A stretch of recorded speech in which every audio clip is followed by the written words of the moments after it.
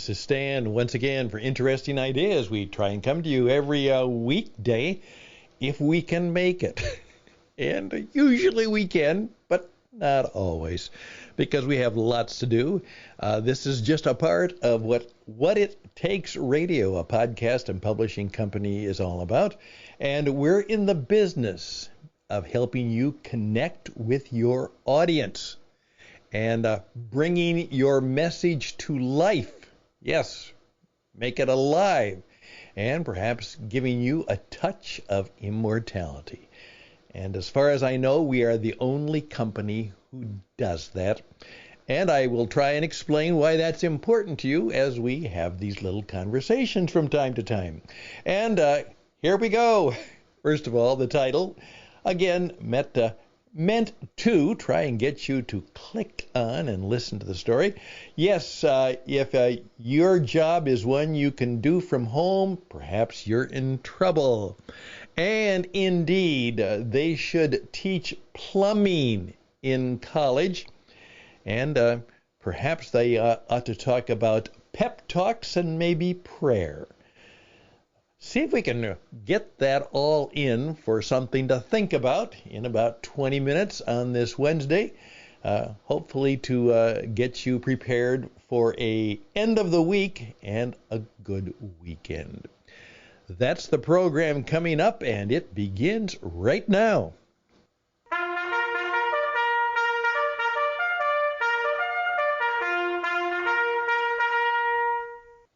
Of course, like you, I'm overwhelmed, but I'm getting pretty good at sorting things out. And one of the things that caught me, one of them magazines, online magazines I read a lot, is one that you can actually write for. It's simply called Medium, and it's free, but if you pay $5, you get a lot more. And it's where anybody can write.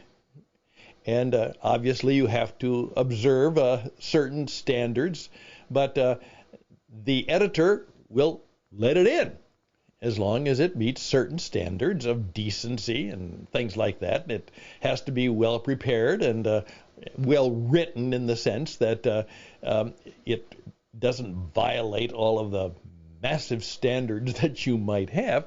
But it doesn't mean anybody will read it, but many people will. And you can be published. And that's something you should think about it. Well, one of the articles, which obviously rose to the top, was a young woman who wrote the article and said, hey, if your job can be done at home, you're in trouble. And then she went with it. And of course, a lot of it is, okay, then that means that the robots can probably do it. It's one of those jobs that you don't have to be there. You don't have to be outside. You don't have to be at the place of work. And if that's the kind of job you have, then your job is in trouble.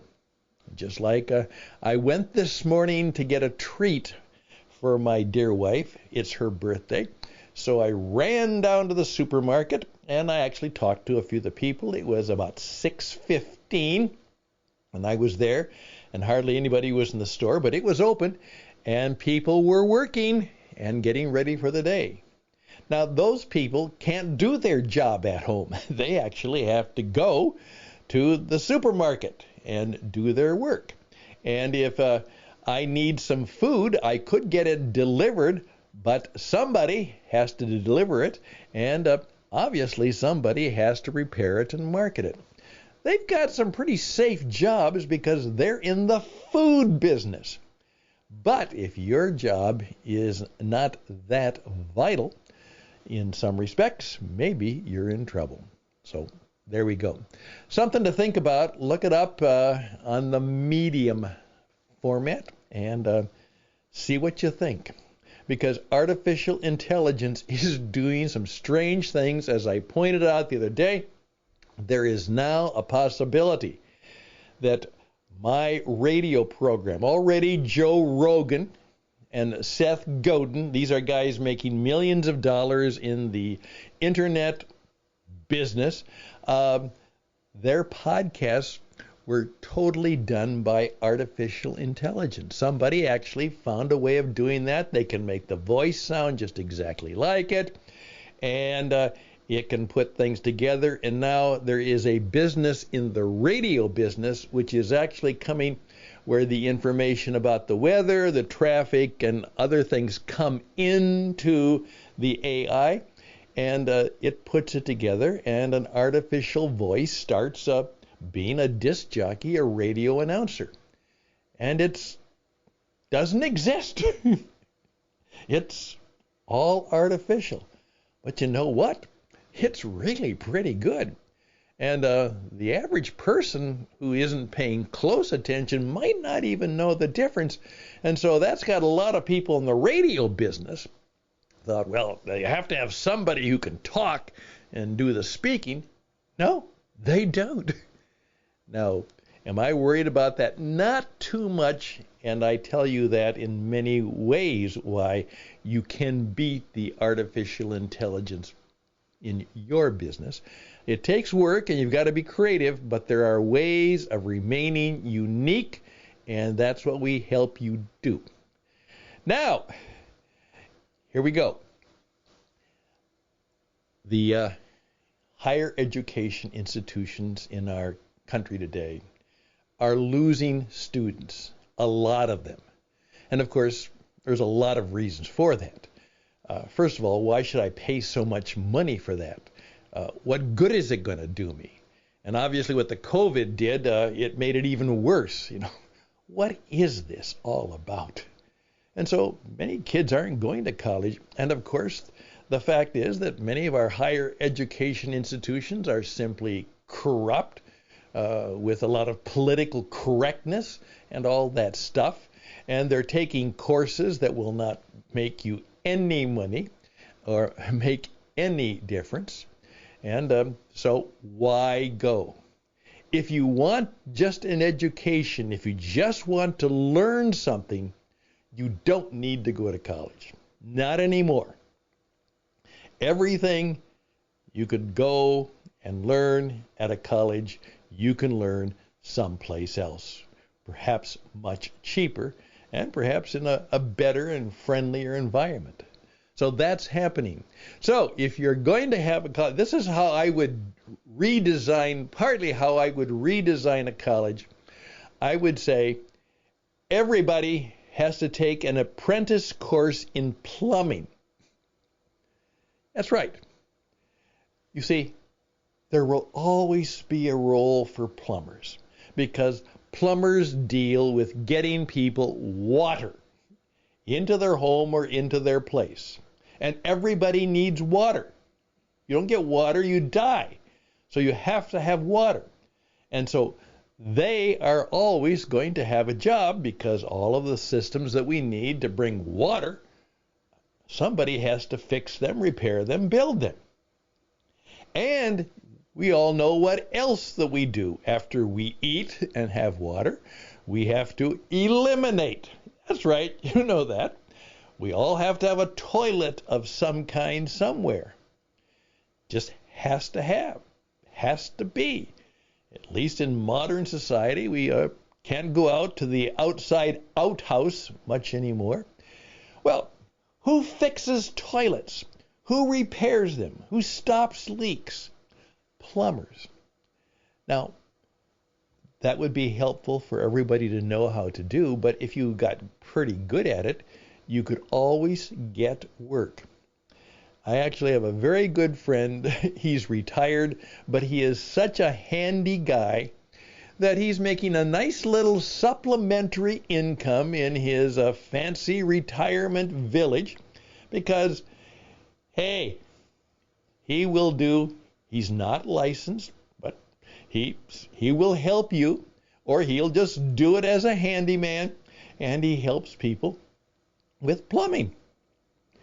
So if I were running the college, I would say every person would have to have, at least they would have their choice of these 4 trades.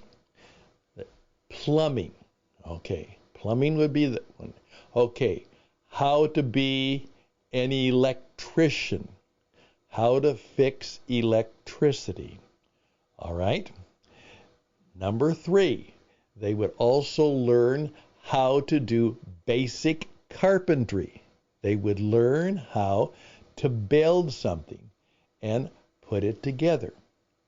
And fourth, they would learn basic auto repair. Now you have to choose one of the four, and perhaps it would be good if every summer you would take one of them.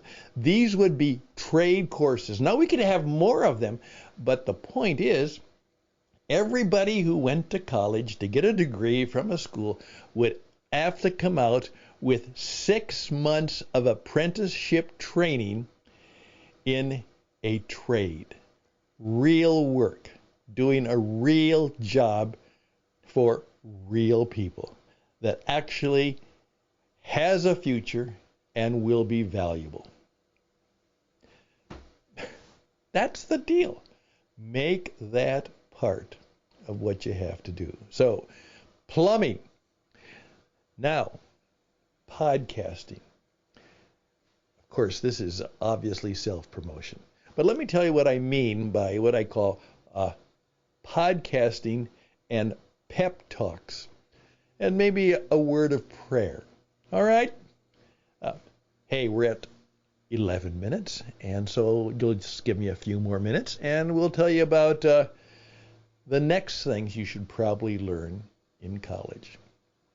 I'm Stan Houston. The program is meant to challenge you, perhaps to entertain you, perhaps to make you smile, maybe even to help you make some good decisions. I'll be right back.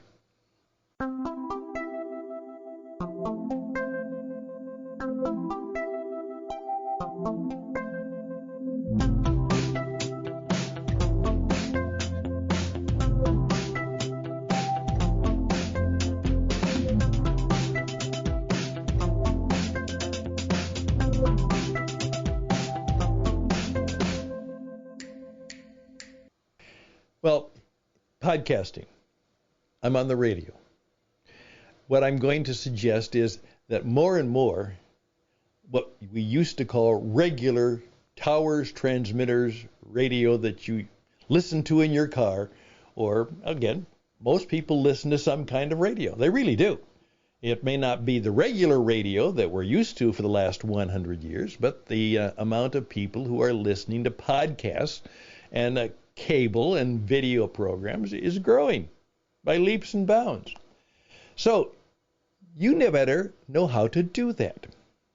So learn how to do a radio program. Learn how to do a video program. Know a lot of the things that go into a good program, and that's on your resume. That's on your, hey, Mr., Ms., future employer, you're going to need some help using radio and television in your marketing and your advertising. I can do that. I'm pretty good at it. I can do that. Have a Zoom call, conference, video we have to put together, radio program we have to put together. All of the advertising that's going to be in the future is going to be radio, podcast, video based. Now you can experiment with it, and everybody knows a little bit about it, but I have been trained professionally on how to do that, and I can help your business. That's not my main job, I know, but it will be what I can do because you will need that kind of help in your business and your office. So teach them podcasting. Also, how to do a pep talk. All right? Here's what I mean by that. Learn how to do what I call performance expression. PE. Performance expression program.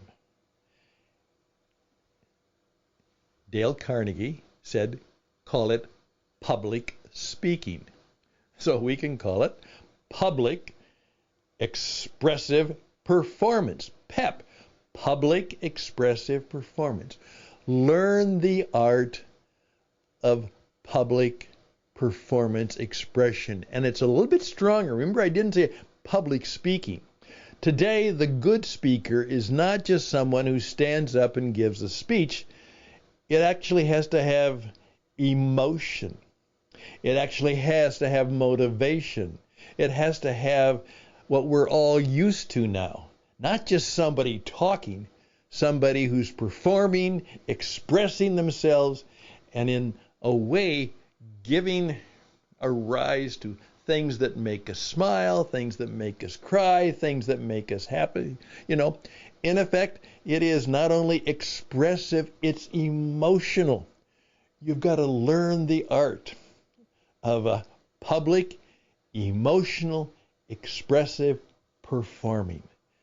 A pep talk. And you will not be able to graduate until you have given your senior pep talk. That's right. You have your senior thesis, and you better have your senior pep talk. And I would simply challenge them to say, have you ever prayed? I say, I'm not a religious person. Well, okay. But that's not what I asked. I said, learn how to pray. Learn how to ask for things. Pray. Learn how to ask for what you want. And then recall that part of what prayer is all about is for you to realize. That's why we're going to confront you with it. You ain't it all, ladies. You ain't it all, boys and girls, men, gentlemen. Hey, there's more than you in the world. You better be aware of the fact that if you knew everything in the world, you don't hardly know anything compared to everything in the universe. Hey, consider the fact that there is a higher power. There is a spirit world. There is transcendent being. There are a lot of people who don't believe that, but let me tell you, there are more people who do believe that. So you need, before you get out of this school, to understand that that is something you need to investigate and think about before you leave. That there's more than what is seen. That there is great things that may be unseen. There may be powers and possibilities, and as the guys in AA say, there is a higher power, and it's not you. They have to be confronted with the possibility that they may need to pray someday. There we go. Before you can graduate from college, you have to be able to know plumbing, podcasting, pepping, and prayer. If you do that, whatever else you do, you're probably at least well set to get launched into your first career. And actually, it'll be in your first career or your first job that your real education will start. Hey, 20 minutes, kind of a, pep talk. Please be with me from time to time. I'm Stan Houston. This is Interesting Ideas, and I'm going to do a pitch talk, and I'll be right back.